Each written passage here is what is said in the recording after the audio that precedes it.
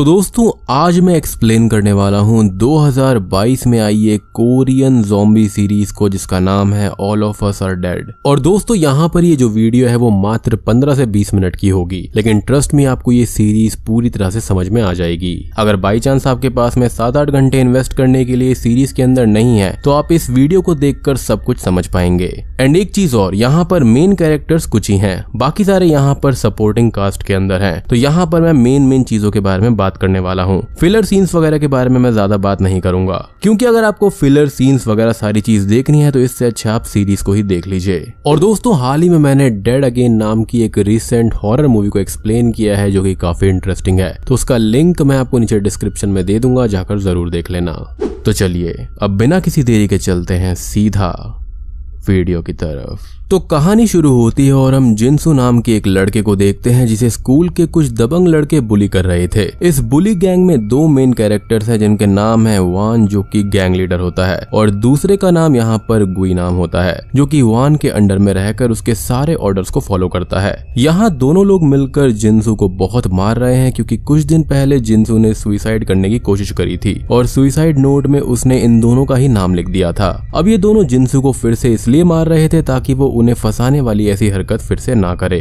मगर इस मारपीट के दौरान हम ये नोटिस करते हैं कि जिनसू काफी स्ट्रेस में आ जाता है और फिर वो हुआन और गुइनाम को काटने की कोशिश करता है, मगर वो दोनों लड़के किसी तरह से अपने आप को बचा लेते हैं और लड़ाई के दौरान गुइनाम जिनसू को धक्का दे देता है, जिसके बाद में यहाँ पर जिनसू 2nd या फिर 3rd फ्लोर से नीचे गिर जाता है। अब सीन शिफ्ट होता है और हम हॉस्पिटल में जिनसू के फादर ली ब्योन चान को देखते हैं। आसानी के लिए मैं इनको यहाँ पर ली ब्योन ही कहूंगा। अब ली ब्योन अपने बेटे के पास में जाता है और ये देखता है कि उसके बेटे के शरीर पर बहुत गहरे जख्म हैं जो कि देखने में काफी पेनफुल लग रहे थे। और सोचो कि जिनसू को कितना दर्द हो रहा होगा। यहाँ पर जिनसू अपने डैड से बोलता है कि डैड मुझे माफ कर दो, मैं जानता हूँ कि ये गलत है मगर मैंने उन लोगों को मारने की कोशिश करी थी, मगर अब मैं दोबारा ऐसा कुछ भी नहीं करूंगा। अब यहाँ पर ली ब्योन ये कहता है कि कोई बात नहीं, सब कुछ जल्दी ही ठीक हो जाएगा। और तभी जिनसू दोबारा से स्ट्रेस में आ जाता है और कहता है कि कुछ भी ठीक नहीं होगा, आज तक कुछ ठीक हुआ है क्या। और ये कहते ही उसकी बॉडी अकड़ने लगती है और वो ज़ॉम्बी की तरह बिहेव करने लगता है। अब कोई चारा ना होने पर ली ब्योन अपने बेटे को मार कर बेहोश कर देता है और उसे बैग में भरकर अपने घर पर लेकर चला जाता है।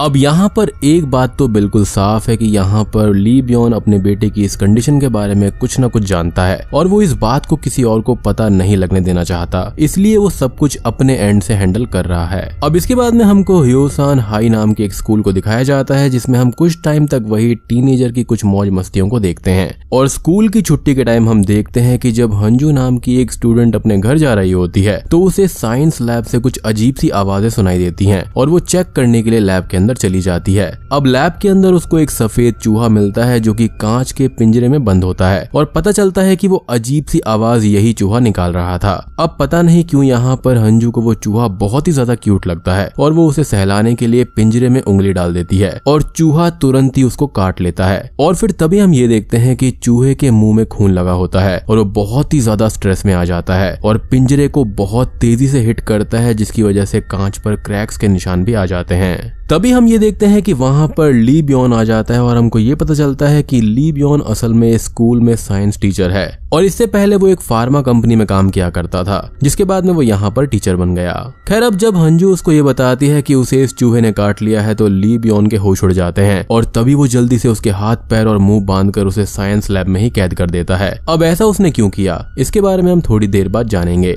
अब इसके बाद में हम स्टोरी के कुछ मेन कैरेक्टर्स को देखते हैं जिनके नाम होते हैं चियोनसान, ओंजो, सुयोक और नामरा। अब यहाँ पर चियोनसान, ओंजो और सुयोक के बीच में एक लव ट्रायंगल चल रहा है। चियोनसान और सुयोक अच्छे दोस्त हैं और ओंजो चियोनसान की बेस्ट फ्रेंड है क्योंकि वो बचपन से पड़ोसी हैं। मगर यहाँ पर एक ट्विस्ट है, चियोनसान असल में ओंजो को लाइक करता है मगर कभी उसे बता नहीं पाया और ओंजो सुयोक को पसंद करती है और साथ में ही उसने एक एपिसोड में सुयोक को स्कूल छत पर भी बुलाया था अपने प्यार का इजहार करने के लिए। मगर सुयोक तो सिर्फ क्लास मॉनिटर नामरा को पसंद करता है, इसलिए कभी वो किसी दूसरी लड़की पर ध्यान ही नहीं देता। और साथ ही सुयोक को ये भी पता चलता है कि चियोनसान ओंजो को पसंद करता है। आई नो कि यहाँ पर इस लव स्टोरी में थोड़ी सी कंफ्यूजन हो रही होगी, तो इसलिए आप फिर से रिपीट करके सुन लेना। 1-2 बार सुन लोगे तो आपको इजीली समझ में आ जाएगा। खैर ऐसी लव स्टोरी को क्या नाम देना चाहिए आप मुझे कमेंट सेक्शन में जरूर बता देना।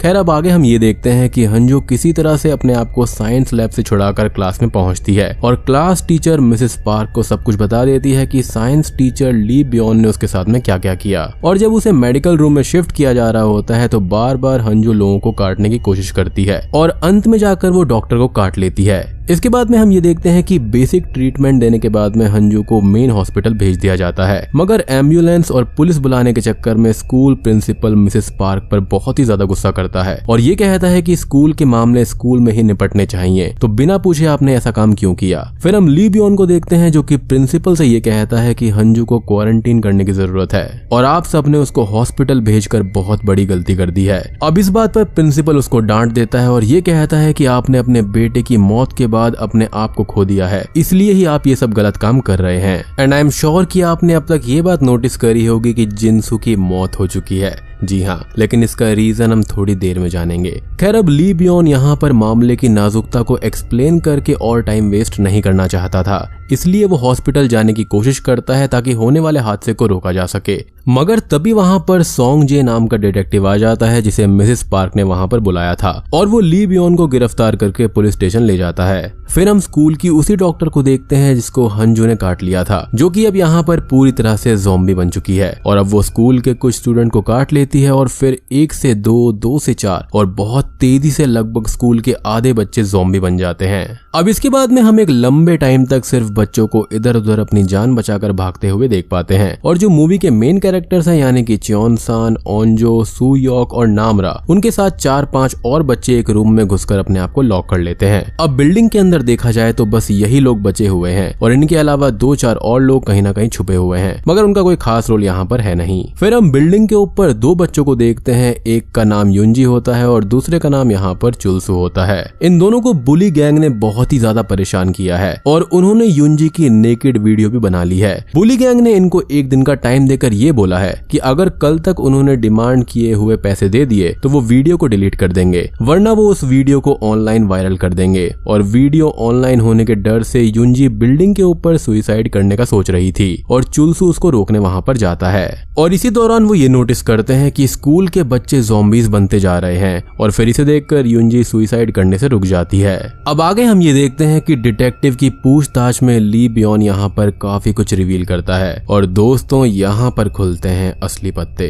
वो ये बताता है कि उसका बेटा बहुत ही शांत स्वभाव का हुआ करता था और वो अपने ऊपर किए अत्याचार को सह लेता था, इसलिए स्कूल में उसे बहुत बुली किया गया और कंप्लेंट करने पर भी स्कूल द्वारा कोई भी खास एक्शन नहीं लिया गया। फिर ली बियॉन कुछ चूहों पर एक्सपेरिमेंट करता है जिसमें हम ये देखते हैं कि भले ही बिल्ली हमेशा चूहे को मारती है और उससे जीत जाती है, मगर कभी ना कभी एक वक्त ऐसा आता है जब चूहा भले ही डरा हुआ होता है मगर वो बिल्ली से लड़ जाता है और इस दौरान चूहे के अंदर कुछ हार्मोनल चेंजेस होते हैं जिससे कि वो लड़ाकू बन जाता है। अब ली बियॉन इन्हीं लड़ाकू चूहों में से उन हार्मोनल चेंजेस को फिल्टर करके निकाल लेता है और अपने बेटे की बॉडी के अंदर इंजेक्ट कर देता है ताकि वो अपनी लड़ाई खुद लड़ सके, मगर इसका अंजाम बहुत बुरा होता है क्योंकि ये एक खतरनाक जॉनस वायरस में कन्वर्ट हो जाता है और उसके बेटे के शरीर में एक ऐसा वायरस पैदा होता है जो कि हमेशा अपना स्वरूप बदलता रहता है, जिसका नाम यहाँ पर जॉनस वायरस रखा गया है। और इसी वजह से वो अपने बेटे के ज़ॉम्बी बनने के बाद में ली बियॉन इस वायरस का कोई भी इलाज नहीं ढूंढ पाया था।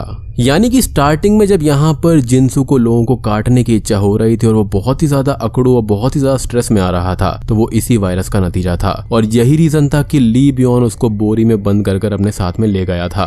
अब ये बातचीत चली रही होती है कि तभी पुलिस स्टेशन में ज़ॉम्बी आउटब्रेक हो जाता है और सभी को वहां से भागना पड़ता है। यहाँ पर ली बियॉन को भी एक ज़ॉम्बी काट लेता है और अपने आखिरी पलों में ली बियॉन डिटेक्टिव को बताता है कि स्कूल में उसका लैपटॉप है जिसमें इस वायरस से बचने के लिए एक फॉर्मूला है, उसको ले लो। और इसके बाद में डिटेक्टिव वहां से भाग जाता है और पुलिस स्टेशन में कोई भी जिंदा इंसान नहीं बचता।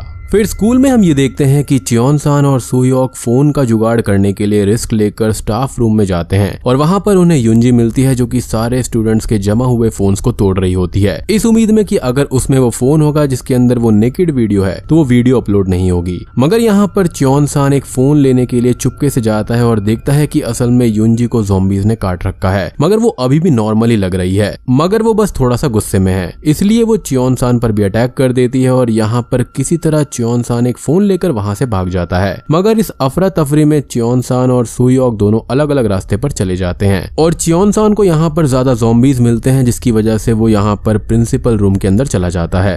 अब प्रिंसिपल रूम में च्योन सान ये देखता है कि गुइनाम ने प्रिंसिपल को बंदी बना रखा है और च्योन सान उसे प्रिंसिपल को छोड़ने के लिए कहता है, मगर गुइनाम मना कर देता है और च्योन सान को यहाँ पर धक्का देने लगता है। तभी यहाँ पर वो गुइनाम की प्रिंसिपल के साथ फोटो खींच लेता है और ये कहता है कि वो पुलिस में भेज देगा, मगर तब भी यहाँ पर गुइनाम नहीं मानता। तभी गुस्से में आकर च्योन सान गुइनाम से ये कहता है कि वो दादागिरी करना बंद कर दे, क्योंकि वो हमेशा बीच का ही रहेगा और वो बुली गैंग के अंदर भी बस ऑर्डर्स को फॉलो करता रहता है और उसकी कोई भी हैसियत नहीं है। अब इस बात पर गुइनाम को गुस्सा आ जाता है और वो प्रिंसिपल को चाकू से मार देता है। फिर वो च्योन सान के पीछे पड़ जाता है उसे मारने के लिए। अब दोनों लोग ज़ॉम्बी से भरी हुई लाइब्रेरी के अंदर लड़ने लगते हैं और जैसे ही च्योन सान को मौका मिलता है वो गुइनाम की आंख पर वार करता है, जिससे उसकी आंख फूट जाती है और तब तक ज़ॉम्बीज उसे घेर कर काटने लगते हैं। फिर च्योन सान वहां से भागकर एक सेफ रूम के अंदर जाकर छुप जाता है और दूसरी तरफ अब सुयोक वापस अपने दोस्तों के पास में आता है और बताता है कि च्योन सान को मजबूरी में दूसरी तरफ भागना पड़ा।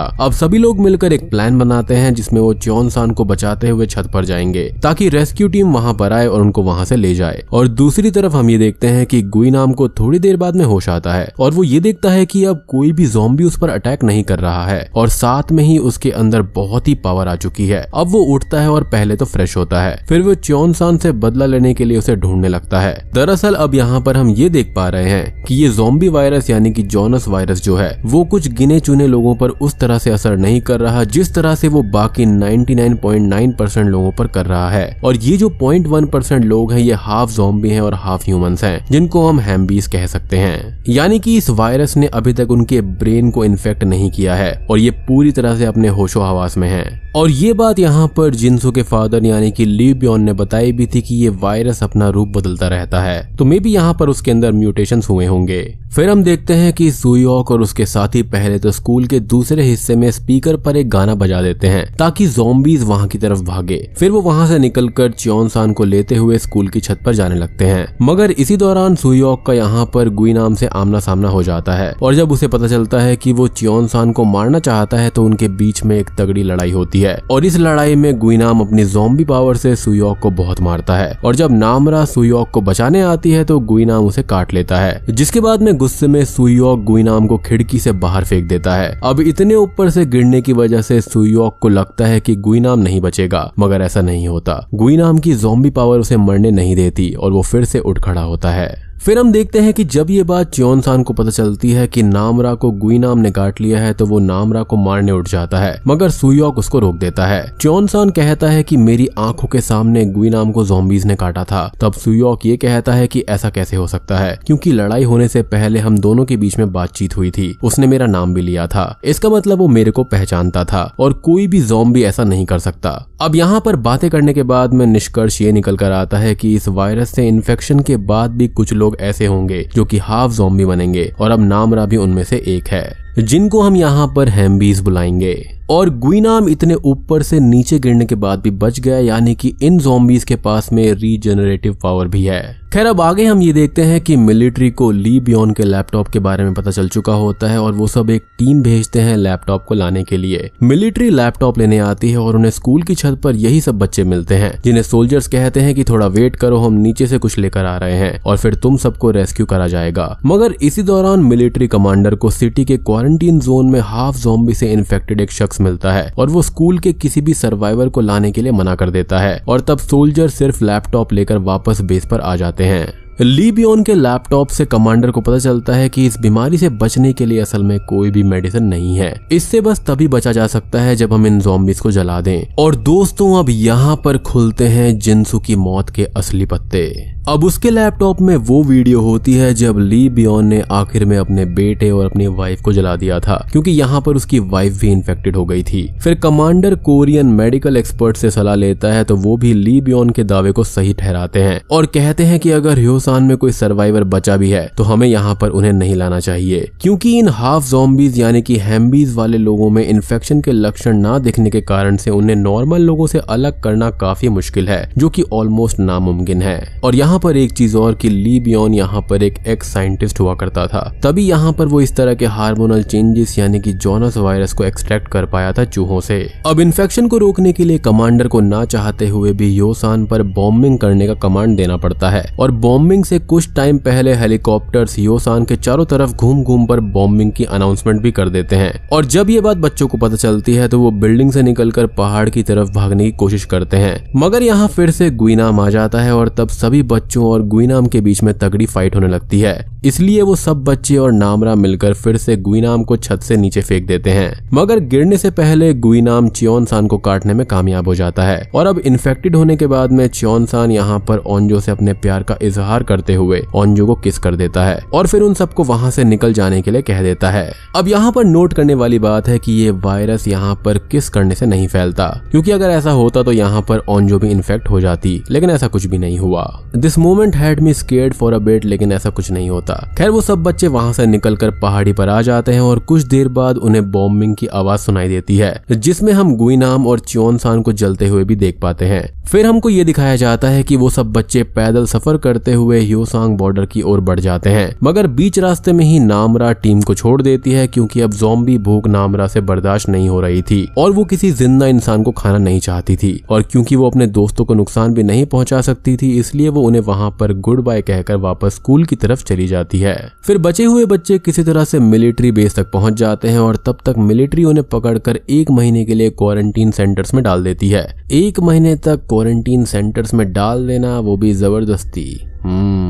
एनीवेज, क्वारंटीन में टाइम पूरा करने के बाद में ओंजो चुपके से स्कूल की तरफ जाती है और चियोन-सान की याद में वो वहां पर एक पेड़ के पास में ढेर सारा खाने का सामान रख देती है। ये असल में एक कोरियन परंपरा है जिसमें वो मरे हुए लोगों के लिए खाना रखते हैं। मगर तभी ओंजो ये नोटिस करती है कि स्कूल की छत पर आग जल रही है और उसे ये लगता है कि हो ना हो ये नामरा ही है। वो ये बात सुयोक को बताती है और सुयोक बाकी सब दोस्तों को। फिर वो सब अगली रात वहां पर चुपके से चेक करने के लिए जाते हैं और जब वो स्कूल की छत पर जाते हैं तो वहां पर उन्हें सही में नामरा मिल जाती है। नामरा ये कहती है कि मुझे विश्वास था कि तुम सब जरूर आओगे। फिर नामरा ये बताती है कि यहाँ पर उसके जैसे और भी लोग हैं और वो सब मिलकर किसी तरह से सरवाइव कर रहे हैं, क्योंकि मिलिट्री ने अभी इस इलाके को बंद कर रखा है, इसलिए यहाँ पर किसी का आना जाना नहीं है, तो फिलहाल हम सेफ हैं। तभी नामरा को एक आवाज सुनाई देती है और वो ये कहती है कि मेरे साथी आ गए हैं, मैं उनसे मिलकर थोड़ी देर में आती हूँ। ये कहकर नामरा स्कूल की छत से कूदकर उनसे मिलने जाती है और ये सीन देखकर सभी शॉक्ड हो जाते हैं, क्योंकि उन्हें नहीं पता था कि हाफ ज़ॉम्बीज यानी कि हैम्बीज इतने ताकतवर होते हैं कि वो ऐसा कुछ भी कर सकते हैं। और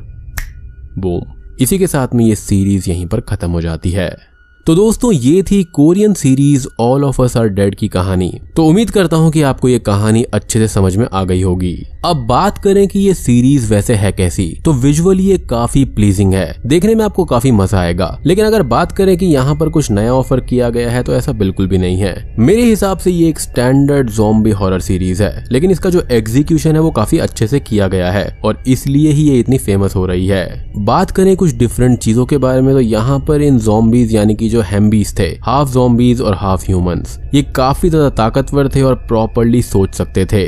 यूजुअली ये जो ज़ॉम्बी वायरस होता है वो करता ये है कि वो ह्यूमंस के अंदर ब्रेन को टारगेट करता है, वो ब्रेन को बिल्कुल ही खत्म कर देता है। आपने हमेशा ज़ॉम्बी मूवीज में या फिर सीरीज में देखा होगा कि उनके ब्रेन के ऊपर वार करने से या फिर उनको गोली मार देने से वो मारे जाते हैं, लेकिन यहाँ पर थोड़ा सा डिफरेंट दिखाया गया है। लाइक ये जो हैम्बीज है वो यहाँ पर सोच सकते हैं, रीजनरेटिव पावर वाले हैं, काफी ज्यादा ताकतवर भी हैं। तो मेरे ख्याल से यहाँ पर ये जो वायरस है वो इंसान के अंदर की पर्सनैलिटी को एनहेंस कर देता है। जैसे कि कोई अंदर से काफी ज्यादा स्ट्रॉन्ग है, वो माइंड से स्ट्रॉन्ग है, तो ये वायरस उस व्यक्ति पर उस हद तक असर नहीं करेगा। तो इससे होगा ये कि यहाँ पर जो ज़ॉम्बीज के सारे बेनिफिट्स हैं वो ह्यूमंस के अंदर आ जाएंगे। लाइक सुपर स्ट्रेंथ यहाँ पर आएगी, रीजनरेटिव पावर आएगी और बहुत ही ज्यादा स्पीड भी आएगी। जैसा कि हमने यहाँ पर एंड में देखा कि नामरा कैसे ऊपर से नीचे कूद गई, उसको कुछ भी नहीं हुआ। बात करें गुइनाम की, उसको कितनी बार ऊपर से नीचे फेंका गया लेकिन वो फिर भी मरा नहीं था। इनको मारने का तरीका ली बियॉन ने बता ही दिया था कि इनको जलाकर ही मारना पड़ता है। तो ये सारी चीजें ऐसी हैं जो कि इस सीरीज को थोड़ा सा डिफरेंट बनाती हैं, but overall visually pleasing series है, आपको देखने में इसको मजा जरूर आएगा। अब यहाँ पर इसकी जो एंडिंग है वो थोड़ी बहुत ओपन भी दिखाई गई है। लाइक यहाँ पर नामरा मिलने गई किससे और ये लोग थे कौन? क्या वो उनकी लीडर बन गई थी या फिर वो उनकी दोस्त है? और क्या यहाँ पर और सारे हैम्बीज तो बच नहीं गए हैं जो कि यहाँ पर मारे गए थे? ये series now at our school नाम की एक वेबटून के ऊपर बेस्ड है जो कि 2009 और 2011 के बीच में पब्लिश किया गया था। इस सीरीज की IMDb रेटिंग है 7.7 स्टार्स आउट ऑफ 10 और नेटफ्लिक्स के ऊपर ये स्क्विड गेम और हेलबाउंड के बाद में तीसरा के ड्रामा बन जाता है जो कि यहाँ पर नेटफ्लिक्स पर नंबर 1 ट्रेंडिंग चल रहा है। इस सीरीज को डायरेक्ट किया है ली जे क्यू ने और इसकी स्टोरी को लिखा है चन संग इल के द्वारा।